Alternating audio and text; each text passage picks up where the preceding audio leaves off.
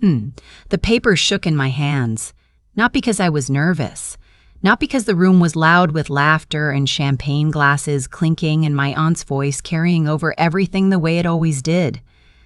The paper shook because what I was reading did not match what my sister believed she had signed. I'm a paralegal.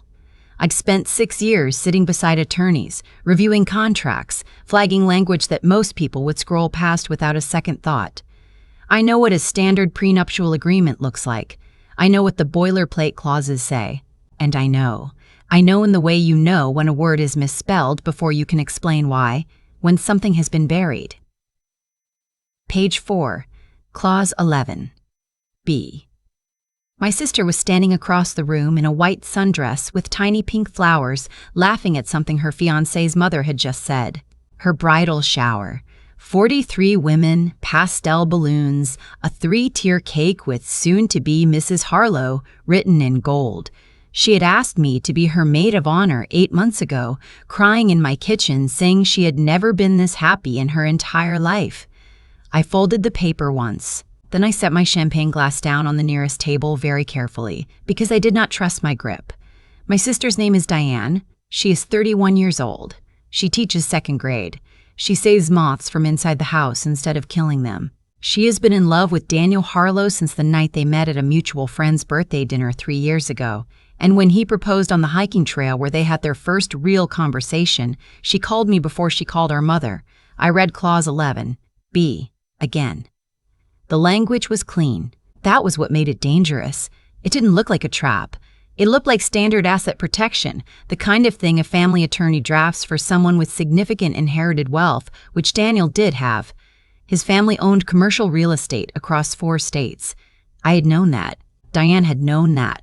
The prenup had been presented to her as routine, something his family's attorney required for anyone marrying into the Harlow estate. Nothing personal, just paperwork. Clause 11b stated that in the event of divorce initiated by either party, any assets acquired jointly during the marriage would revert entirely to the Harlow family trust if the marriage lasted fewer than 10 years. That alone was aggressive, but not unusual. What came after it was the problem. Subclause I. If the marriage produced no biological children within 5 years of the wedding date, Diane would forfeit her right to any shared property and waive her claim to spousal support regardless of the length of the marriage or the circumstances of dissolution. Diane had told me 6 months ago, quietly, over the phone, that her doctor had found something during a routine exam. Fibroids, several of them. The doctor had said pregnancy was still possible, but would likely be difficult. She had cried. She had made me promise not to tell anyone, not even our mother. She said she hadn't told Daniel yet because she was still processing it herself. I looked up from the paper. Daniel was standing near the French doors leading to the garden, talking to 2 of his groomsmen. He was smiling. He had a nice smile. I had always thought he had a nice smile. The question that moved through me was not whether he knew about Diane's medical situation. He did. She had told him 2 months after she told me. She said he had held her while she cried and told her it didn't change anything. The question was whether he had told his family's attorney. Clause 11, B, subclause I, had been added as an amendment. I could see the formatting difference if you knew what to look for. The line spacing was slightly tighter, the font marginally smaller, the kind of inconsistency that happens when text is inserted into a document that already exists. This was not drafted as part of the original agreement. This was added later. Diane had signed it 3 weeks ago. She had signed it at a notary office on a Tuesday afternoon, alone, while I was at work.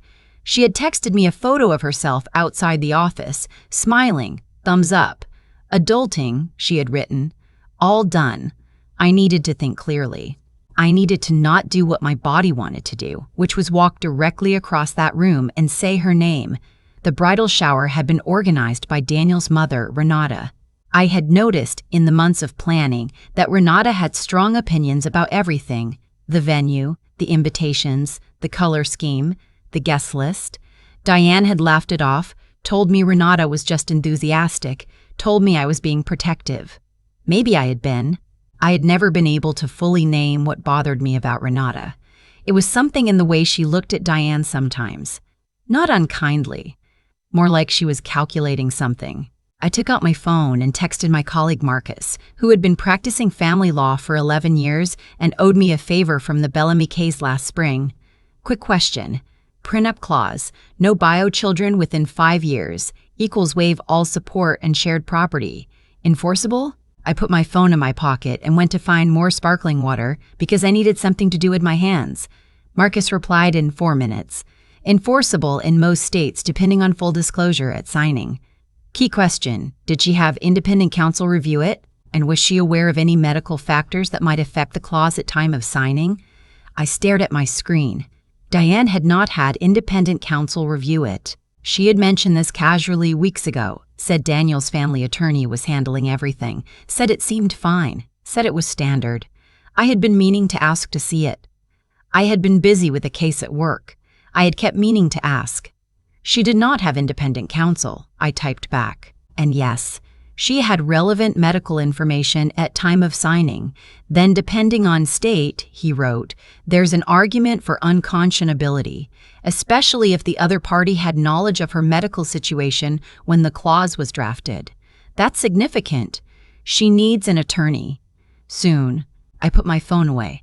Across the room, my sister was opening a gift, laughing at something inside the box, holding it up, a set of monogrammed towels, D&D, Diane and Daniel. The women around her laughed and clapped. Renata sat at the edge of the circle with a small smile, watching. I had 2 choices. I could wait. I could fold this document back the way I found it, put it back in the folder on the gift table where Diane had left it, go back to my sparkling water, and speak to Diane tonight, privately. When the party was over and everyone had gone home and she could sit down and hear what I was saying without 43 people around her. Or I could do what I was already doing, which was walking to my sister. I didn't make a scene. I want to be clear about that. I know how those moments can go. I've seen what happens when someone loses control of a situation they're trying to manage. I crossed the room quietly. I crouched down beside my sister's chair and I put my hand on her arm. "Hey," I said, "can I steal you for 5 minutes?" She looked at me with that expression she's had since we were kids. The one that means she knows something is wrong, but she's going to give me the benefit of the doubt. Right now? Please. She excused herself with a little laugh, told the circle she'd be right back, followed me through the hallway and into the small sitting room off the main foyer where the coats were hung. I closed the door. "You're scaring me," she said.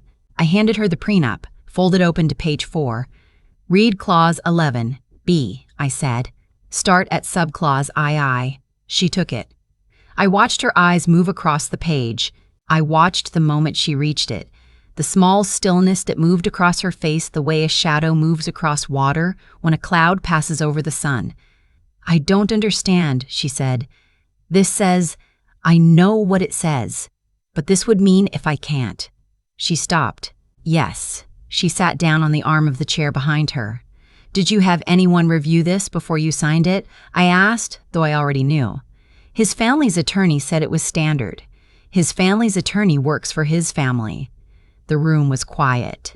From down the hall, I could hear someone laughing, the bright social laughter of a party that had no idea it was happening in the wrong house. "Does Daniel know about your?" I started. "I told him," she said. "I told him everything." Her voice was very even. The kind of even that means a person is working very hard to stay even. "When was this amendment added?" I asked. "Do you know?" She looked at the document again. "I signed this 3 weeks ago. He gave it to me the week before that." "So 4 weeks ago, maybe." I did the math silently. She had told Daniel about the fibroids 6 months ago. The amendment had been added approximately 4 weeks ago. The original prenup drafting had begun, according to the date on page 1, 8 months ago. Before she told him, before she even knew herself. So the original agreement had not contained this clause. It had been added after she told him. I sat down on the edge of the coffee table so that we were at eye level. "I need you to listen to me and not react yet," I said. "Can you do that?" She nodded. "I'm not telling you what this means about Daniel. I don't know what this means about Daniel. What I'm telling you is that this clause, combined with what your doctor told you, combined with the fact that you signed this without independent legal counsel, is a serious problem. A real attorney needs to look at this before the wedding, before anything else.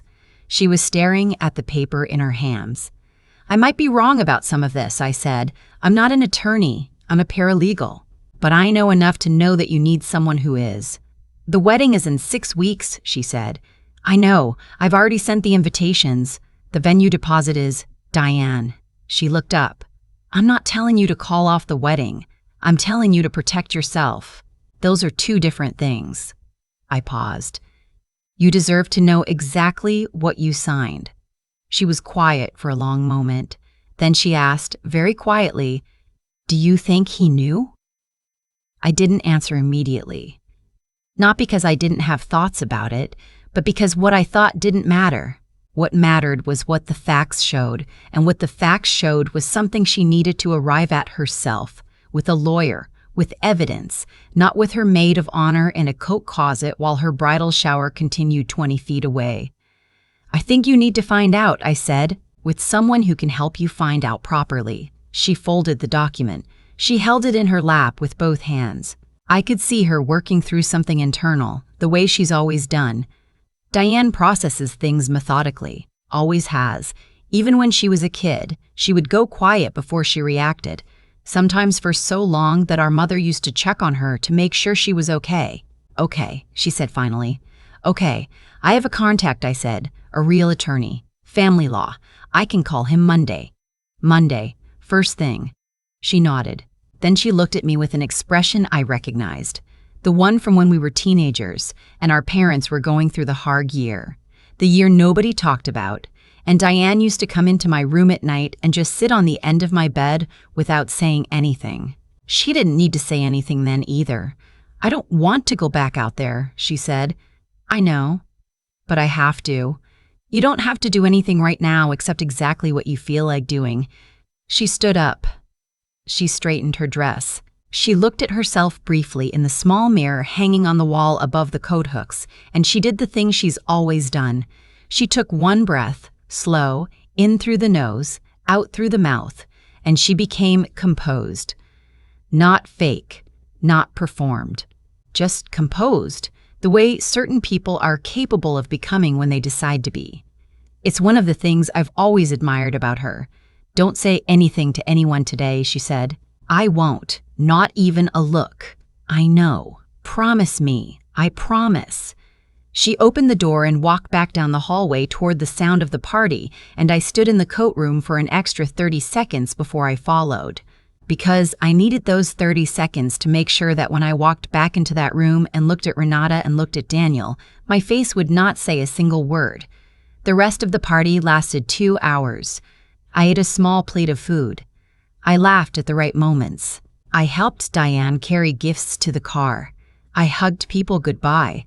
I watched Renata embrace my sister at the end of the night, both hands on Diane's face, saying how beautiful she was, how excited they all were, how the Harlow family was so lucky to be getting her. I watched my sister smile and say thank you. In the car on the way home, Diane didn't say anything for the first 10 minutes. Then she said, 6 years. You've been doing contract work for 6 years. Yes, and in 6 years you've never mentioned prenuptial agreements. You never asked. She looked out the window. What made you read it today? It was sitting on the gift table. I picked it up without thinking. I almost put it back. Almost, she said. Almost. Another silence. The highway opened up ahead of us, the orange lights passing at steady intervals. I keep thinking about the conversation I had with him, she said. When I told him about the fibroids, he cried.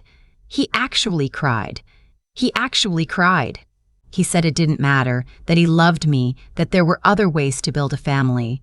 Her voice didn't waver, but something in it went very flat. I believed him. I didn't say anything. There was nothing to say that would be useful.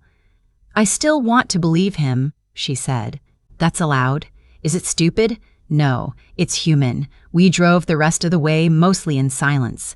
When I pulled into her driveway, she sat for a moment before getting out. What if the attorney looks at it and says there's nothing wrong, she asked. Then you'll know that, I said, and you'll be in a better position than you were before.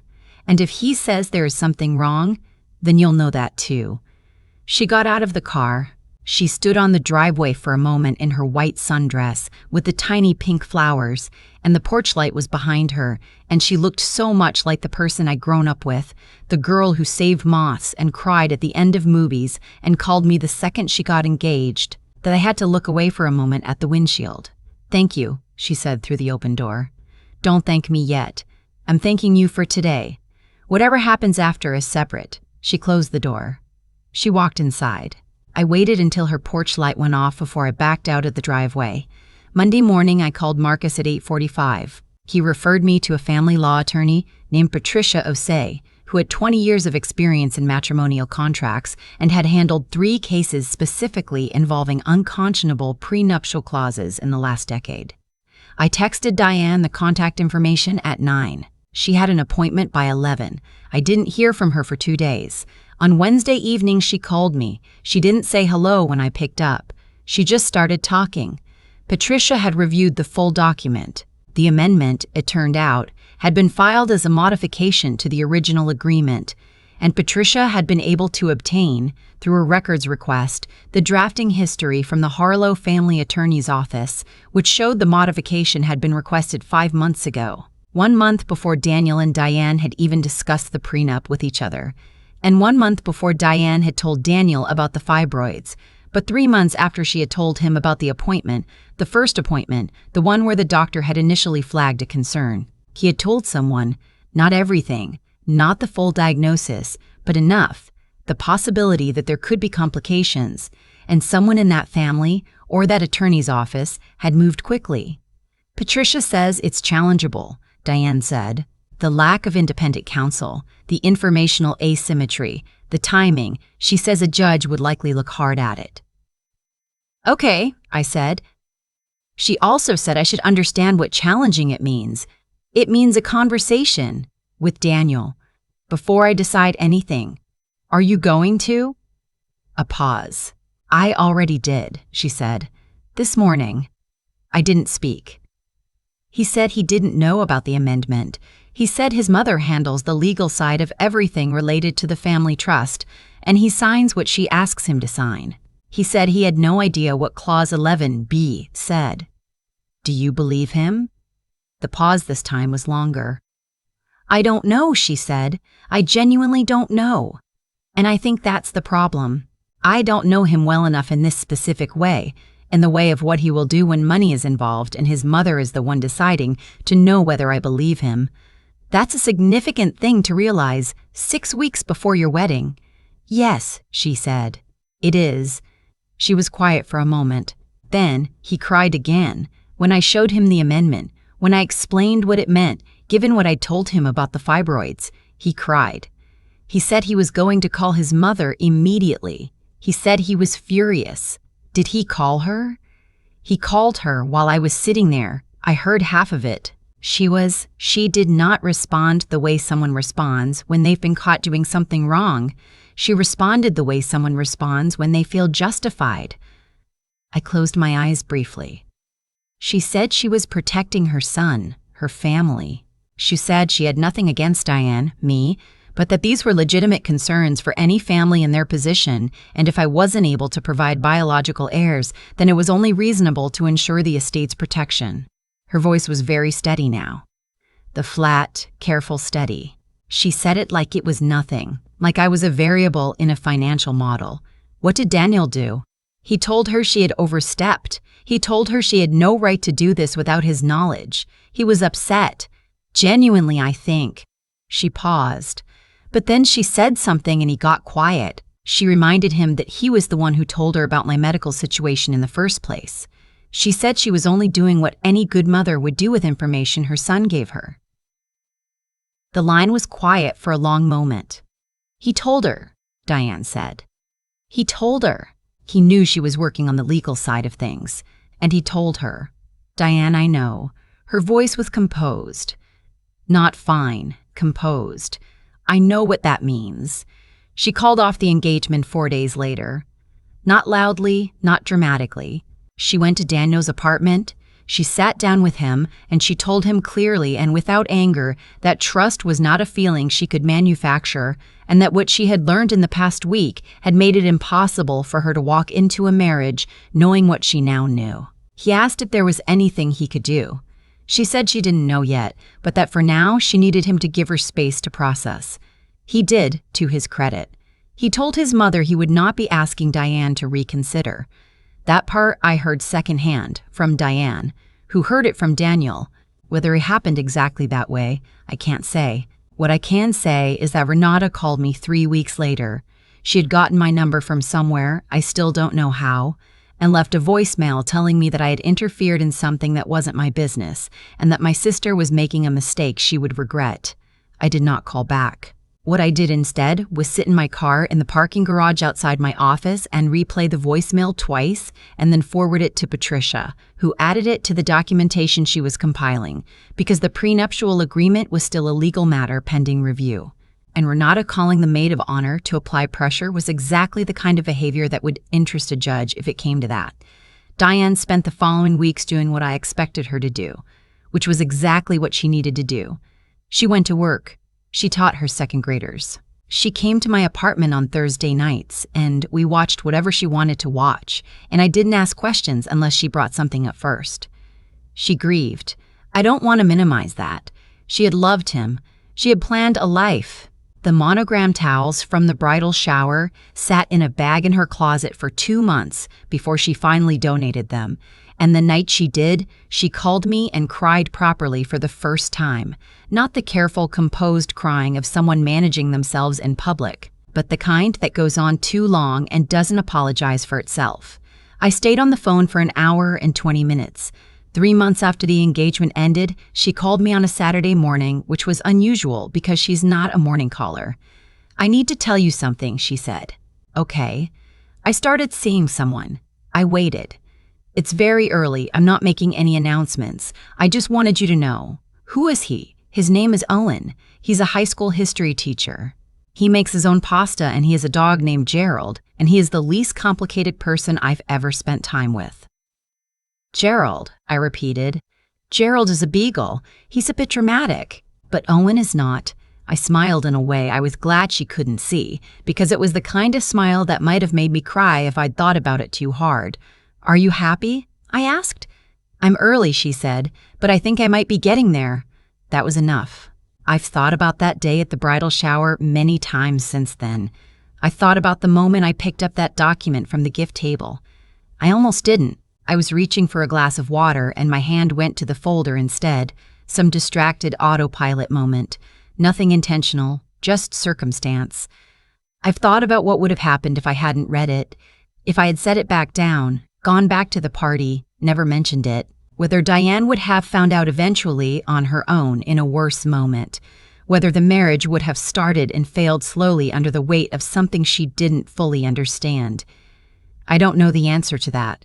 I know what I found.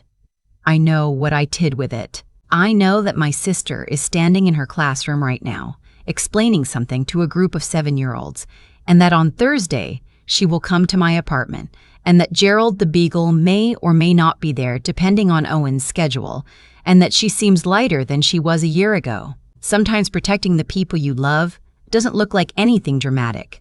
It doesn't look like a confrontation or a speech. Sometimes it looks like reading the fine print. Sometimes it looks like crouching down beside someone's chair at a party and saying, quietly, "Can I steal you for 5 minutes?" I would do it again without hesitation. I would do it again without hesitation.